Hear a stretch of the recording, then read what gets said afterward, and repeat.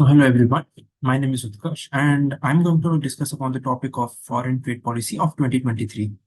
So basically, this was a continuation to foreign trade policy of 2015-2016.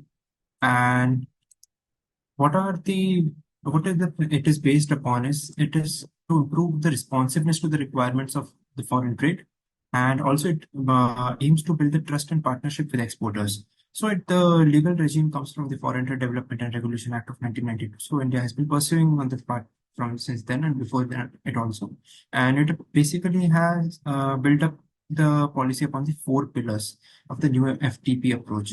That it aims to first give incentives, tax remissions. Uh, it aims to give greater trade facilitation through technology, automation, and etc. It aims for export promotion through collaboration with exporters, states, and districts. And it focuses on emerging areas like e-commerce, developing export hubs, etc. So if we have a glance upon India's foreign trade profile of financial year 2022-23, then we can see that the exports have been consistently rising since financial year 2016. And since only the 1 year, there has been a tremendous rise from $676 billion to 760. And India's export target is $2 trillion of goods and services by 2020. On the other hand, if we see that there is a services trade surplus wherein India exports services on a greater scale, but there is a merchandise trade deficit. That is, we import more solid goods than we export.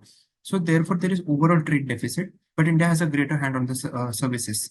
And also, India's top export commodities are petroleum, rice, chemicals, etc. Export destinations can be seen US, UAE, and top import destinations can also be seen in India.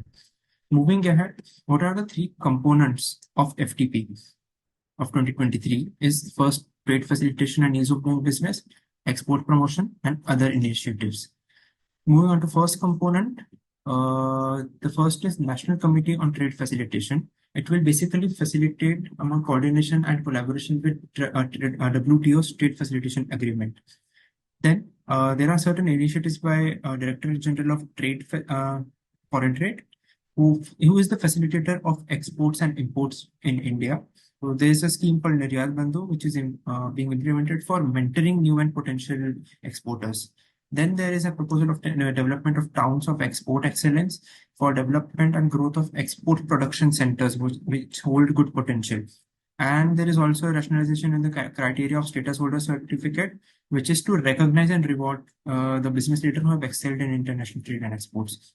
Next component is the export promotion initiative. In this, there are two. District as export hub initiative, in which state export promotion committees and for districts as well identify certain districts who have peculiar export potential commodities and devise a strategy for the same. Then export promotion of capital goods. In this, it allows the import of capital good at zero custom duties, and it covers mostly manufacturer importers, manufacturer exporters, merchant exporters, and service providers. And there is also export promotion unit with aim to promote exports and enhance foreign exchange earning. Then other key initiatives can be promoting cross-border trade in digital economy, where e-commerce export hub are designed to act as center for business infrastructure, and promotion of e-commerce export through postal route as well to leverage the foreign post offices. And lastly, there is duty exemption and remission scheme, there is an advance authorization scheme and ROTTEP, which is remission of duties and taxes on exported products, and overall reduction in custom duty, anti-dumping duty, and countervailing duty items.